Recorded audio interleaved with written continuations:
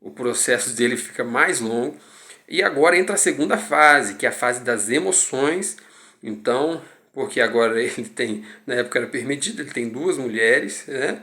Vai ter seus filhos, né? Lia, Deus vendo que ela era desprezada, conta lá no capítulo 29, que Deus então cura ambas as irmãs, eram estéreis, né? Deus cura primeiro então Lia e ela começa a gerar filhos. Interessante que é do quarto filho de Lia, Judá, que vem o Salvador, né? Que vem o maior o homem que dividiu a história, e antes e depois de Jesus Cristo, o leão da tribo de Judá.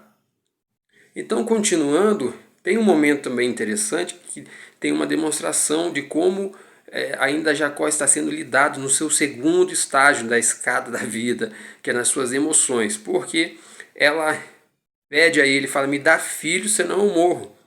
E Jacó diz que ele irou-se, e ele respondeu, estou eu no lugar de Deus? Ou seja, né, um homem que responde na ira, né?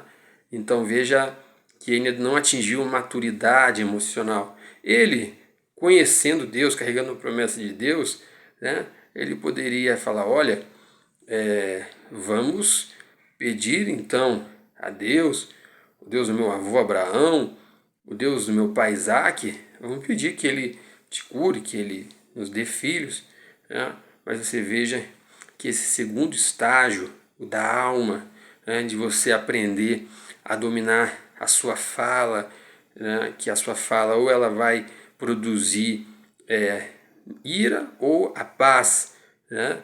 É tão sério essa coisa emocional que no livro já no Novo Testamento vai dizer em Tiago que se você não tropeça no que fala, você é perfeito, né? Porque a pessoa que domina suas emoções, né, tem ali o discernimento dos momentos, e isso, essa maturidade, então o preparará. Então, com o tempo vai se passar 20 anos, aí sim, Jacó já, né, está mais treinado na vida, e ele vai então ter um encontro que vai levar ele para aquele lugar da porta do céu. Deus fala com ele para que agora ele retorne àquela terra, aquele mesmo lugar lá, Betel, que Deus o encontrou na ida. E ele então vai, quando está passando por ali, novamente ele vê, ele tem um encontro com Deus, diz que ele luta com Deus aquela noite, e ele é ferido na perna, representando aí o corpo, né? Aí te lembra ali aquela palavra de Jesus que diz que tem que perder para ganhar. Então, o corpo, né, que está representando aí a natureza, né, a nossa vontade, a natureza que ficou comprometida no pós-queda, então ela tem que ser vencida por Deus, né? Nós temos que vencer o nosso corpo, a nossa natureza, esse primeiro estágio da vida.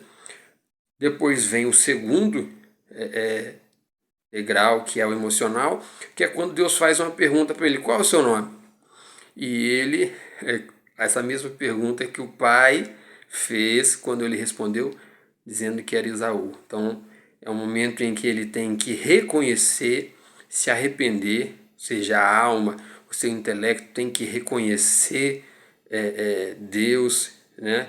O Deus soberano, o Deus que é o Pai, primeiro, o Pai original, e ele fala, eu sou Jacó, né?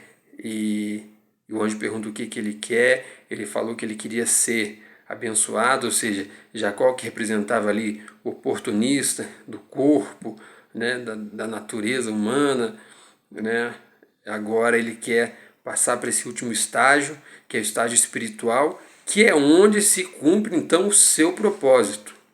É no espiritual, o último degrau, lá na porta do céu, lugar temível.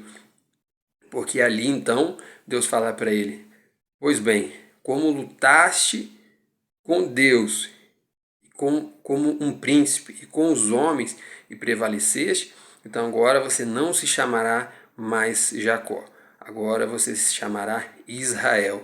Então ele cumpre o propósito da vida,